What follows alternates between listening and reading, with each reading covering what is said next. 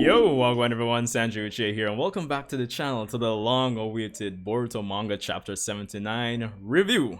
Of course, just in case you don't want to go through the entire trouble of going through my entire live reaction, here we are with my concise thoughts on this latest chapter of the Boruto Manga. Of course, be sure to rate, comment, and subscribe. We are on our way to 2,000 subscribers, give or take, sooner or later. Just maybe. But anyway, let's see if we can punch in what really made chapter 79 Omnipotence really and truly kick. And what an appropriate title if you ask me. So let's get into it. So chapter 79. Honestly, I think one of the big things that made this chapter work is the sense of progression. And progression tied to the investment of time. Or yeah, to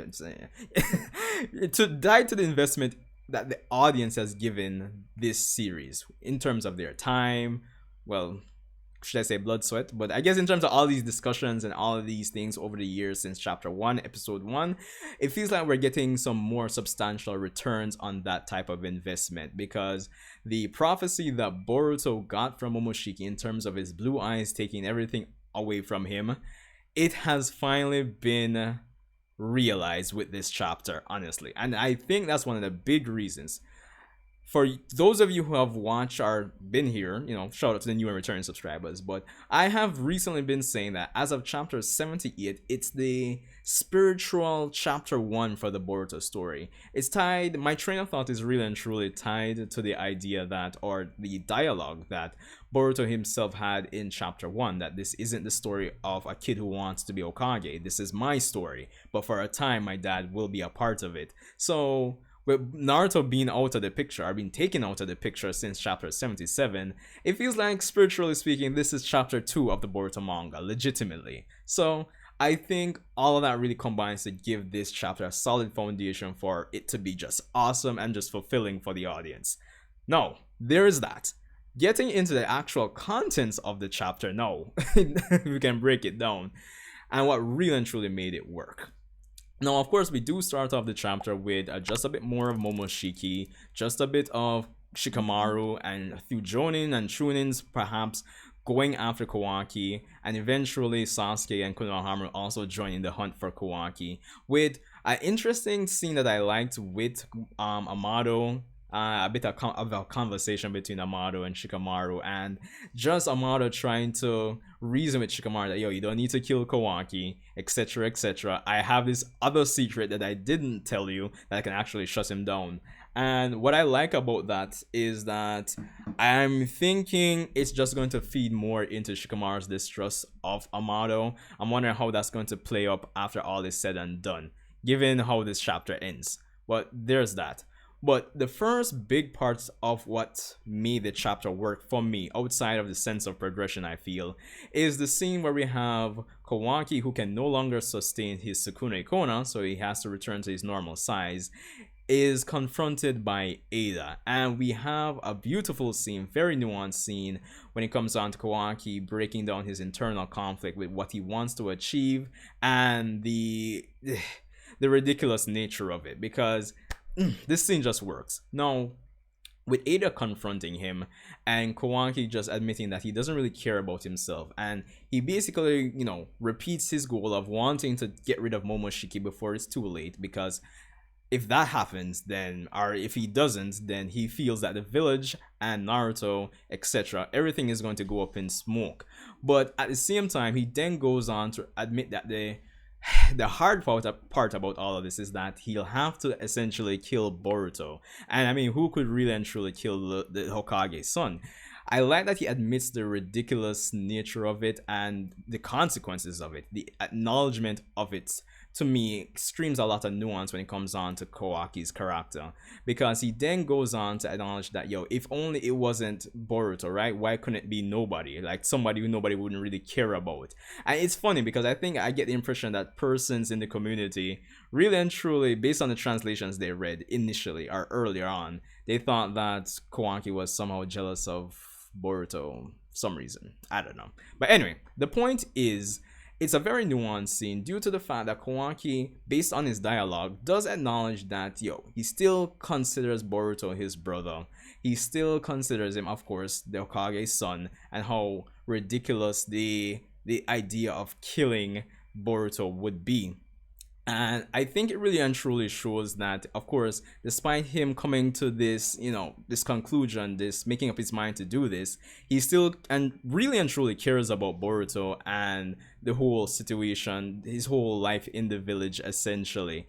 And at the same time, I think the nuance of it is that he kind of threw some punches at himself, because when he talks about wishing that Boruto, it would be easier if he was somebody like an outsider like him who no one wouldn't really care about if they died, essentially. That to me kind of shows that even to this day, Kawaki still has a certain perception of himself, a certain, he's still not 100% confident with himself that he's somebody that's worth something. Like, he's not a genuine member of Konoha. No, he really and truly feels like, oh, if I died, nobody wouldn't really care, honestly. And I think apart from, doing, all of this madness, so to speak, to a level, him being somewhat ostracized or being hunted down right now kind of falls in line with him not caring about himself and feeling that way. So it was a good look in terms of the conversation and the dialogue there. It's just very nuanced, just showing that he does care about Boruto still, admitting or acknowledging the ridiculousness of the situation, because of course he does also talk about the fact that, if somebody in the village did this, like, things would change like that for them, essentially. So who could really and truly do it? And overall, I think that just showcasing the conflict and his desperation in this scene was all that was needed to help paint or continue to paint Kawaki as one of the best or better items or factors or narrative elements within the Boruto era. It really continues to paint him as a nuanced character, one of the better aspects of the story, if you ask me. And it was a pleasure to see, in a good, bad, or bad, good way, if you understand what I'm saying. So yeah, I definitely love that tidbit right there. Now, of course, we do continue the story with Momoshiki playing having a lot of panel time in the chapter. And of course, Momoshiki's panel time is tied to the big event in this chapter, or the big reveal. And Momoshiki definitely added to this chapter as well, similar to what I was saying in my episode 292 reaction review. Ever since Momoshiki came back in the Code Assault arc, he has had this presence on screen that I believe has contributed to us, the audience, being more engaged and more interested in seeing where the story is going to go. Momoshiki being the menace to society that he is in all in all ways, whether it be jokingly saying it or just the literal sense of it right now, it really adds to us, the audience, being that much more engaged or just in tune, just I got to see what's going to happen. And I definitely think that added to the chapter as well, based on his facial expressions, finally getting the prophecy of Boruto losing everything coming to fruition. It just, you could just see the joy on his face, honestly speaking, and it just made the chapter so much better.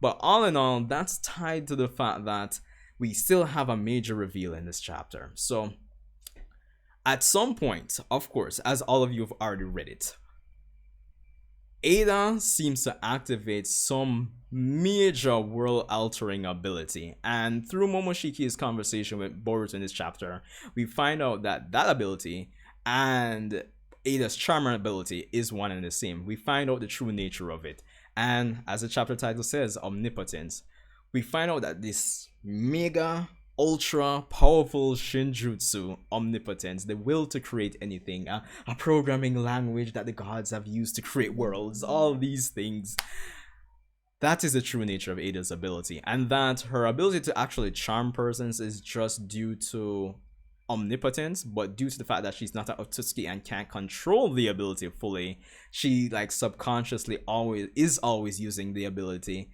and manifesting or making her desires become reality, essentially. So that's interesting because it makes me wonder if she can potentially eventually get to control it. Because if so, she would be able to get her heart's desire and become a normal girl, quote unquote, and have the ability to experience a normal love. So kind of has me wondering. But the point is, through Kawaki's intense breakdown or internal conflict in this chapter, he unwillingly or unknowingly activates Eida's omnipotence, and Eida, who has no control over Eida, seems to just has no choice but to go with the matter. And due to that, they actually alter the memories of everyone in the world, essentially switching Boruto and Kawaki's position and manifesting, making Kawaki's will and his desires a reality by making Kawaki now Kawaki Uzumaki, the son of Naruto Uzumaki, who was born and raised in Konoha, and Boruto is now simply an outsider, essentially coming. It's just the ridiculousness of it to me.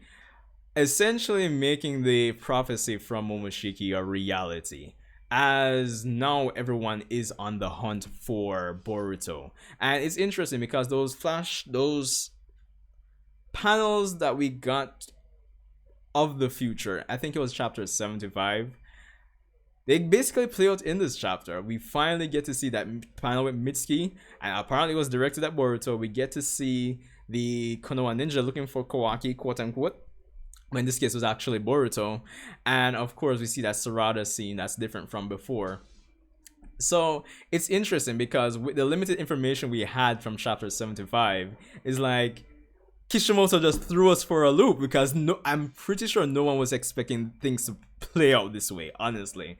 So I definitely found it interesting, and it turns the whole build up with certain things on its head. Because, for example, Mitsuki in this chapter, like a million chapters ago, of course, he did speak about if somebody were to try killing Boruto, he doesn't know what he'd do. And I think a lot of persons were expecting we'd get like a siege mode Mitsuki versus Kawaki, but Kishimoto threw that on its head and pointed that back in Boruto's direction. I thought that was very fun, very interesting. The plot twist in this chapter really is helping to sell it, to say the least.